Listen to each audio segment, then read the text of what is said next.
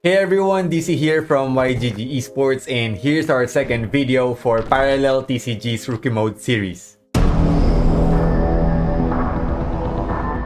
Today's deck will be Markolian Starter Deck. It is an aggro deck, or the red deck in other TCG terms. It is very comparable to Neo's Kathari deck that we previously discussed, which focuses on early board control and finishing games fast. Markolian Starter Deck's Paragon is Catherine Lapointe, or simply Catherine. Its passive ability is the second unit that you would play on the same turn would gain a 1/1 buff. It doesn't really have an active ability.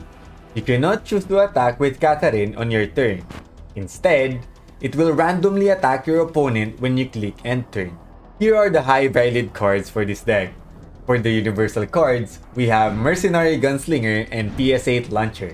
For the Markolian cards, we have Markolian Bannerman, Combat Veteran, Iron Corps Rifleman, Fire Support Base, and Unstable Drone.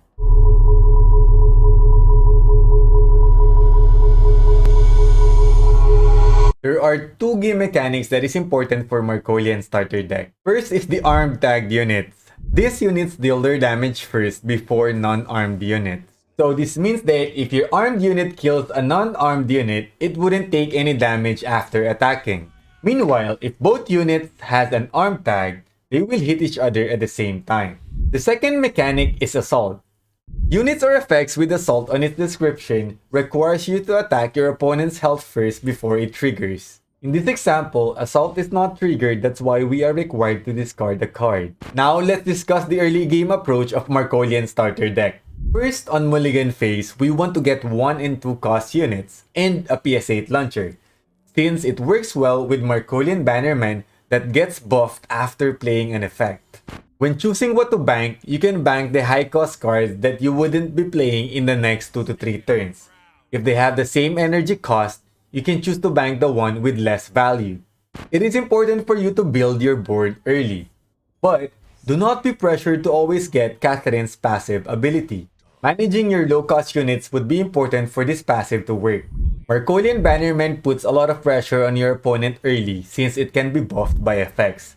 This is the same with Combat Veteran that gets buffed whenever it deals damage. And of course, the Rifleman, since it is an armed unit that is great on taking your opponent's units out. So make sure you use these units early for board control.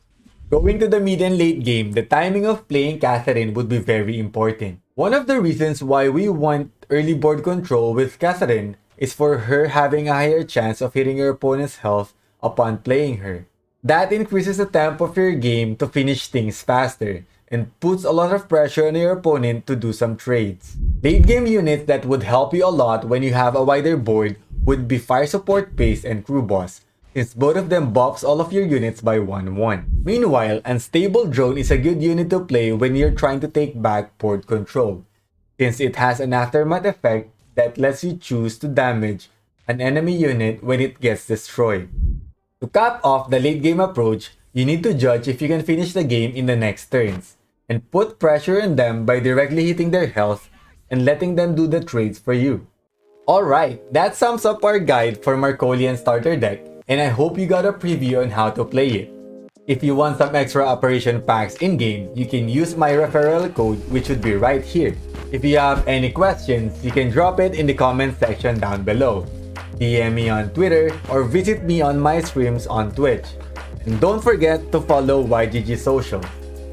And if you've enjoyed the video, make sure to like, subscribe, and hit the notification bell for the next Rookie Mode videos. Thank you for watching and see you guys on the next one.